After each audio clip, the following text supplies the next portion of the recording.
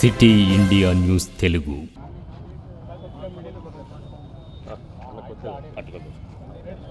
ఓకేనా? రైట్. ముందుగా అందరికీ ఉక్కు మహిళ భారతరత్న స్వర్గీయ శ్రీమతి ఇందిరాగాంధీ జయంతి శుభాకాంక్షలు. శ్రీమతి ఇందిరాగాంధీ గారి జయంతిని పురస్కరించుకొని ఈరోజు భారతదేశం యావత్తు జాతీయ ఐక్యతా దినోత్సవాన్ని జరుపుకుంటున్న విషయాన్ని ఈ సందర్భంగా గుర్తు చేస్తూ ఉన్నా.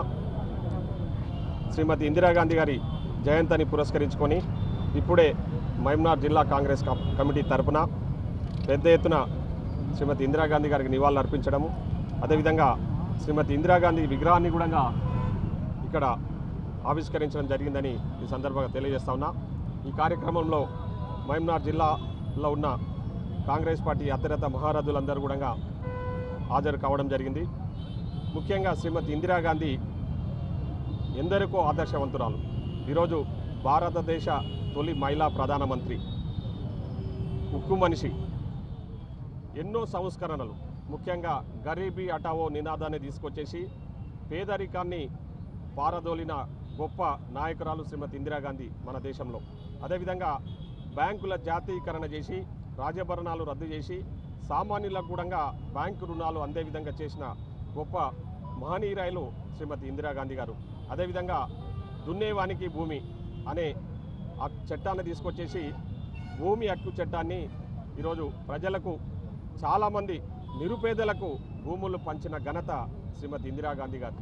సో పేదల పెన్నిధి, బడుగు బలహీన వర్గాలకు ఆశాజ్యోతిగా ఉన్న శ్రీమతి ఇందిరాగాంధీ గారి జయంతి ఉత్సవంలో పాల్గొనడం మా అందరికి కూడా గర్వకారణం. మేమందరం కూడా ఈరోజు చాలా సంతోషం వ్యక్తం చేస్తూ ఉన్నాం. అట్లాంటి మహనీయురాలు మీకు అందరికీ కూడా తెలుసు. ఆనాడు పాకిస్తాన్ మీద యుద్ధం చేయాల్సి వస్తే అమెరికన్ ప్రెసిడెంటు మేము ఇన్వాల్వ్ అవుతాము, మీ మధ్యలో శాంతి చర్చలు జరిపి యుద్ధాన్ని ఆపే ప్రయత్నం చేస్తామంటే మీ అవసరం మాకు లేదని చెప్పేసి శ్రీమతి ఇందిరాగాంధీ గారు 1971లోనే వాళ్ళ అవసరం లేకుండా పాకిస్తాన్ను విడగొట్టి ఈరోజు బంగ్లాదేశ్గా ఏర్పడడానికి శ్రీమతి ఇందిరాగాంధీ గారు ఆ రోజు ప్రయత్నం చేశారు.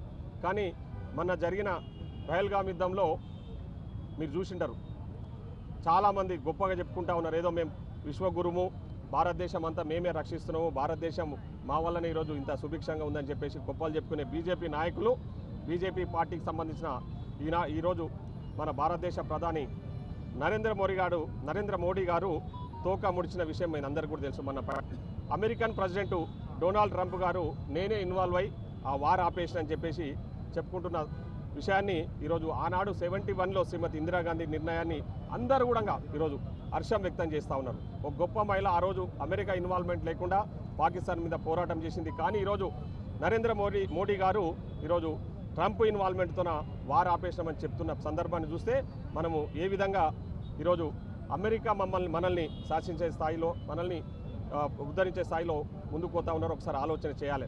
కాబట్టి ఇప్పటికైనా బీజేపీ పార్టీకి సంబంధించిన నరేంద్ర మోడీ గారు కానివ్వండి, బీజేపీ పార్టీ నాయకులు శ్రీమతి ఇందిరాగాంధీ గారు ఆ రోజు తీసుకున్న నిర్ణయాలను మీరు కొనసాగించాలి. వారి ఆశయాలు ఈరోజు భారతదేశం ఇంత సుభిక్షంగా ఉందంటే ఆనాడు శ్రీమతి ఇందిరాగాంధీ గారు, రాజీవ్ గాంధీ గారు, మన్మోహన్ సింగ్ గారు, పివి నరసింహారావు గారు తీసుకున్న సంస్కరణలే అని చెప్పేసి ఈ సందర్భంగా గుర్తు చేస్తూ ఉన్నాం. గాంధీ గారిని ఆనాడే హెన్రీ కిస్సింజర్ అనే అమెరికన్ ప్రెసిడెంట్ ఐరన్ లేడీగా ఆమెను కీర్తించారంటే ఆమె ఎంత గొప్ప నాయకురాలు, ఏ విధంగా ఈ దేశాన్ని ముందుకు నడిపిందో ఈరోజు మనం అందరం కూడా గుర్తు చేసుకోవాల్సిన సందర్భం.